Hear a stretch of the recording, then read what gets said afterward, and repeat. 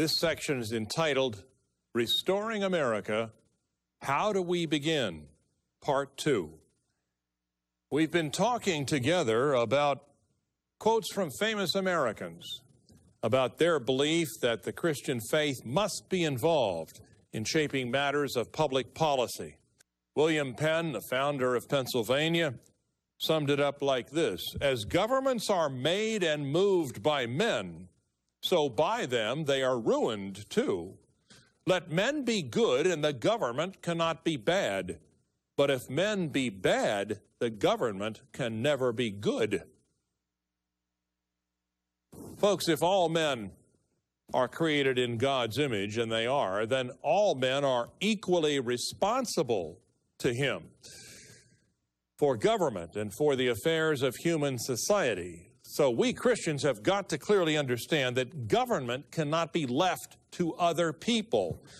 One of the major reasons we need to be involved as salt and light. Also, remember what I've been teaching in this seminar. America is government by the consent of the governed. So obviously, Christians have to be involved in order to give their consent. If governments derive their powers from the consent of the governed, then Christians absolutely have to be involved in order to shape government policies with a biblical morality.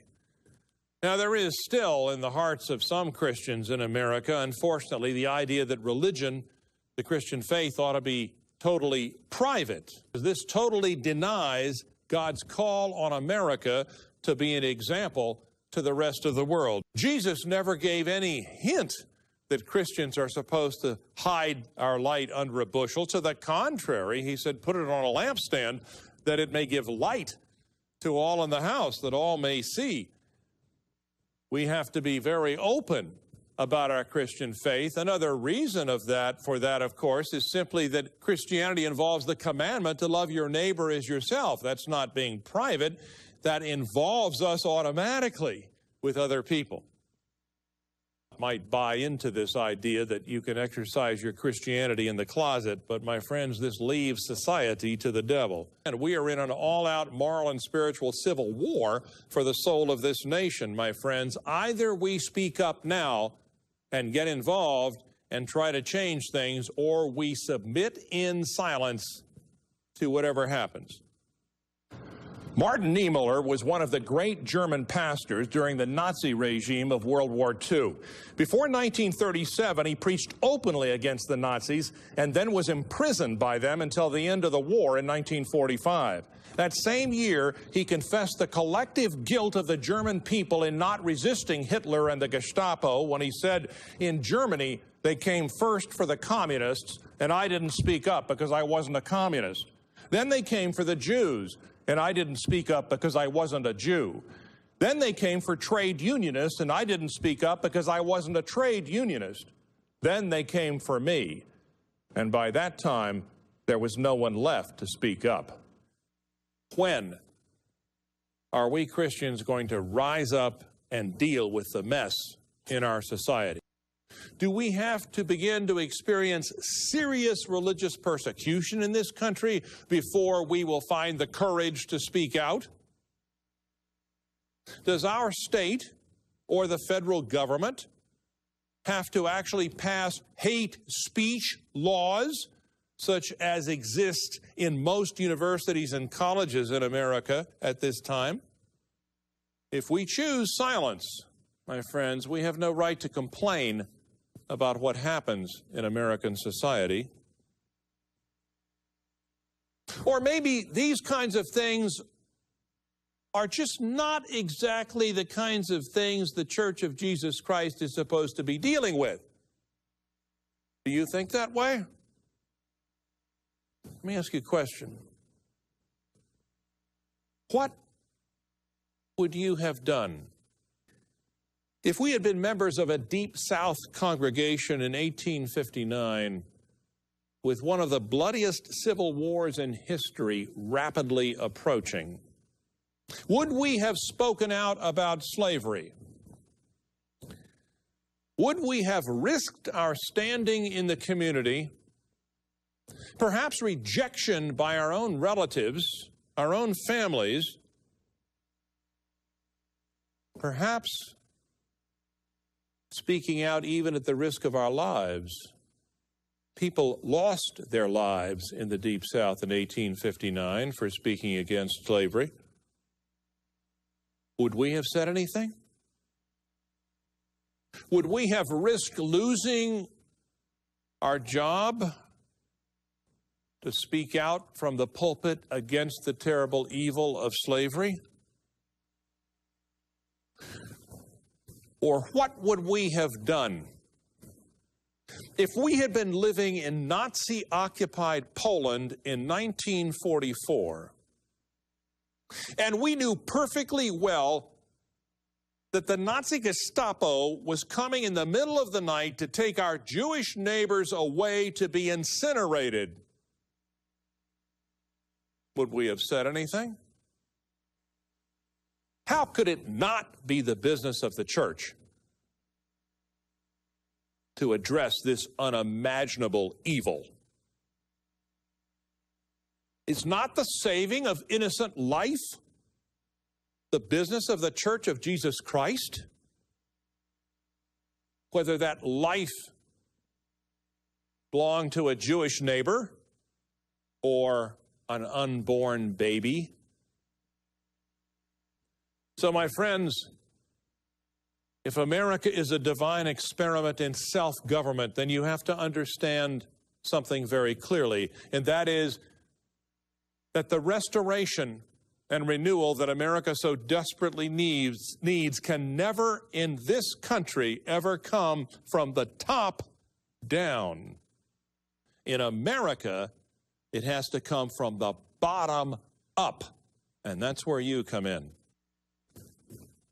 A just society, my friends, where there is liberty and justice for every person, requires and demands that we care about our neighbors. You see, it takes the Spirit of Jesus Christ at work in human hearts to get us out of ourselves enough to really care about our neighbors. Oh, we're all too happy to love those who are lovable, but what about those who aren't at all lovable? That takes a miracle of God. That takes the Spirit of God at work in people's hearts. Do you understand? We can't even have a just society unless we have revival. Why?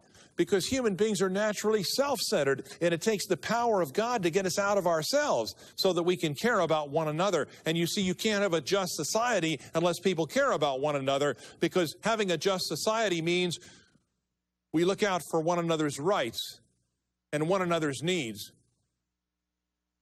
If the churches of Jesus Christ for the last 50 years had been doing what the Bible tells us to do about taking care of the poor, welfare would not have become a big government project.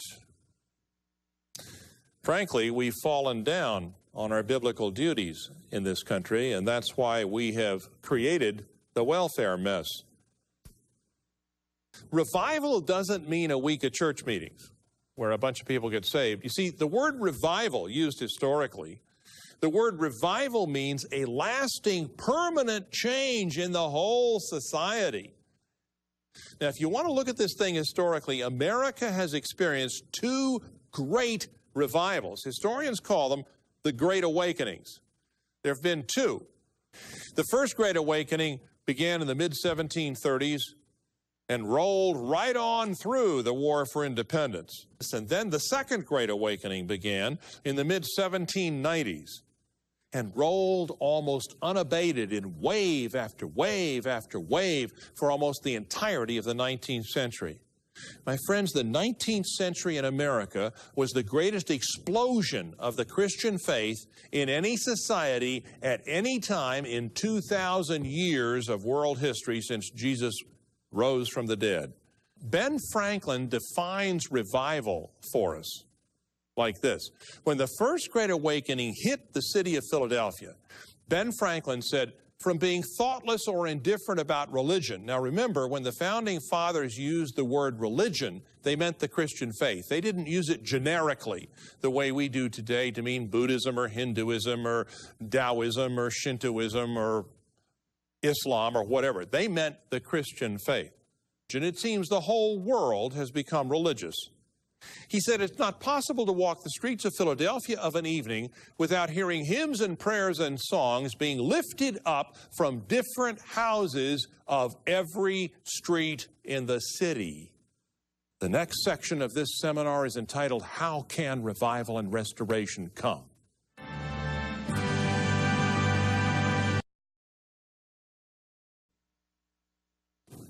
Evangelist Penny Lee tells the story of an elderly German man who came up to her after she had preached in a service against the evil of abortion. With tears in his eyes, he said to her, I need to tell you a story. He said, I was still living in Germany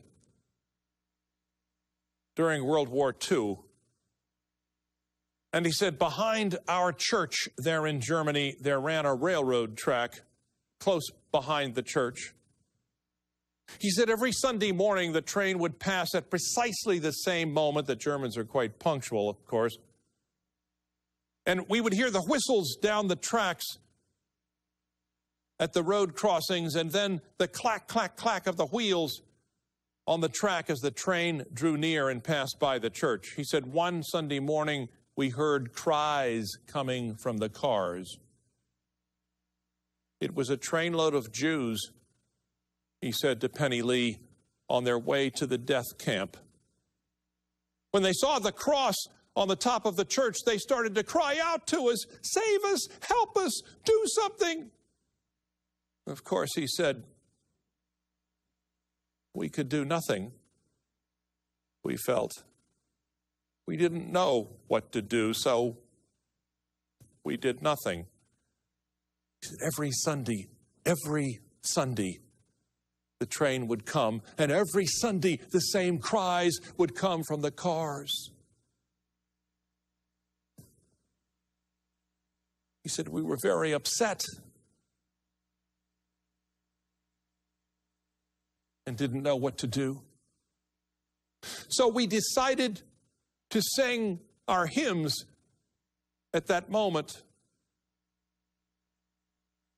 And every Sunday as the train approached and we heard the whistles, we began a hymn.